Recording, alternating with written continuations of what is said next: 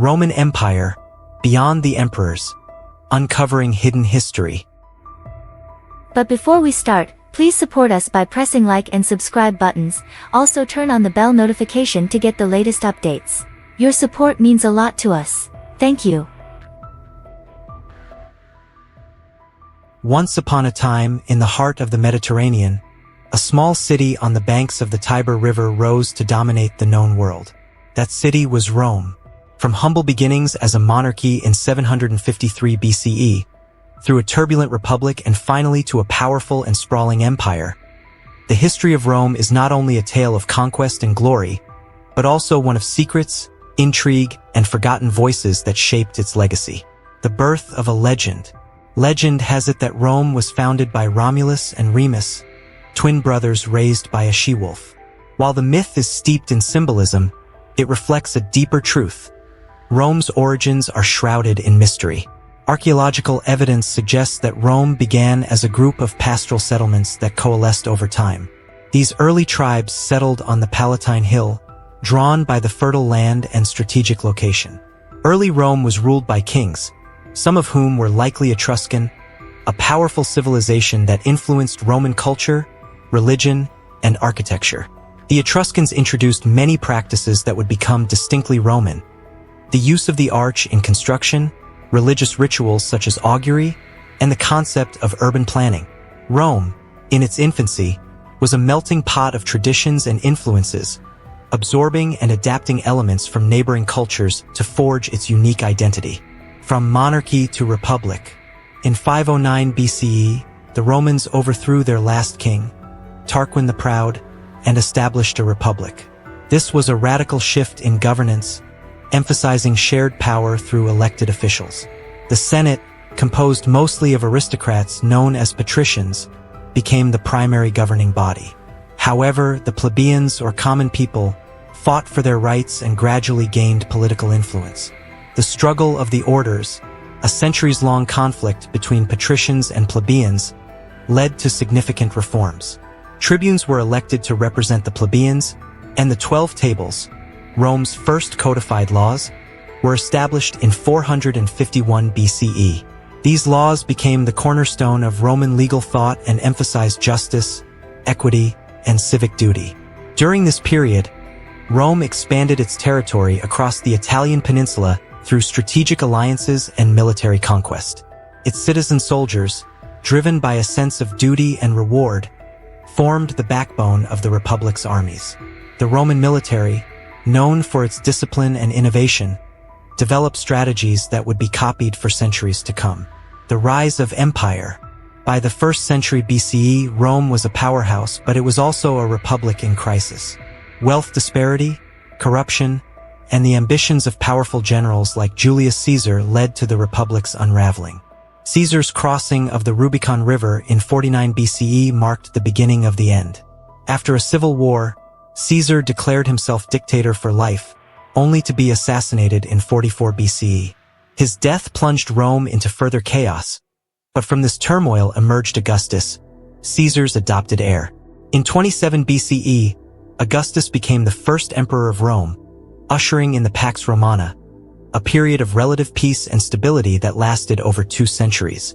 Under Augustus and his successors, Rome reached its zenith, controlling lands from Britain to the Middle East.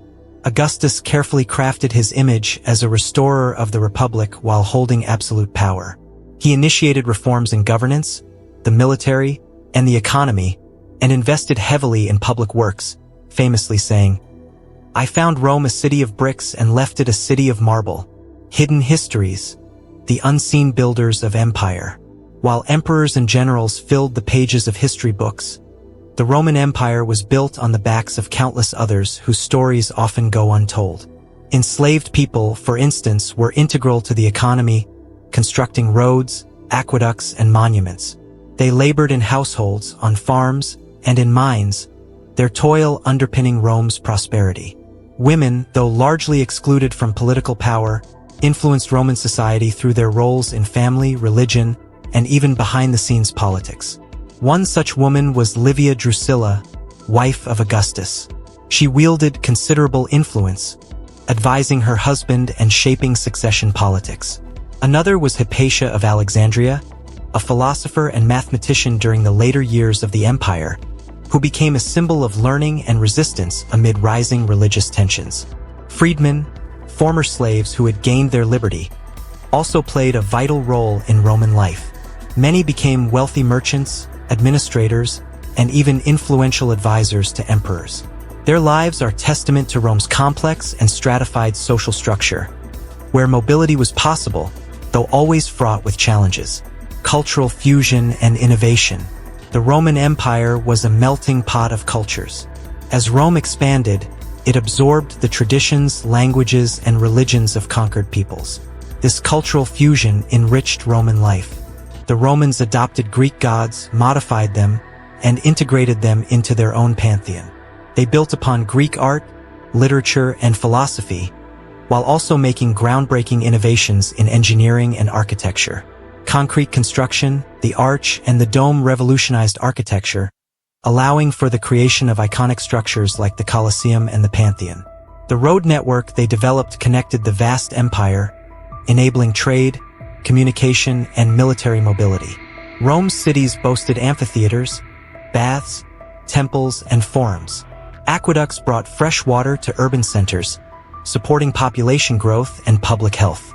Roman law and citizenship were extended to many in the provinces, promoting loyalty and cohesion within the empire's vast and diverse population.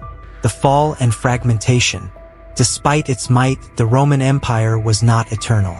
Internal decay, economic troubles, overextension, and external pressures weakened it. In 285 CE, Emperor Diocletian divided the empire into Eastern and Western halves to make administration easier. While the Eastern Roman Empire, Byzantine Empire, remained relatively stable, the Western Roman Empire faced a torrent of invasions. Germanic tribes, including the Visigoths, Vandals, and Ostrogoths, entered Roman territory, sometimes as allies, other times as enemies. In 410 CE, Rome was sacked by the Visigoths under Alaric, a shocking event that shook the Roman world. In 476 CE, the last Western Roman emperor, Romulus Augustulus, was deposed by the barbarian chieftain Odoacer, marking the symbolic end of the Western Empire. Yet Rome's fall was not a single cataclysmic event, but a slow transformation. Many Roman institutions, languages, and traditions lived on in the successor kingdoms of Europe, and especially in the Eastern Roman Empire, which thrived for another 1,000 years from its capital in Constantinople. Legacy and rediscovery. The legacy of the Roman Empire is everywhere, in our languages, laws, cities, and ideas of governance. Latin, the language of the Romans, evolved into the Romance languages and influenced many others. Roman legal concepts underpin modern judicial systems. The Republic inspired the founding fathers of the United States, and Roman architecture is echoed in countless public buildings worldwide.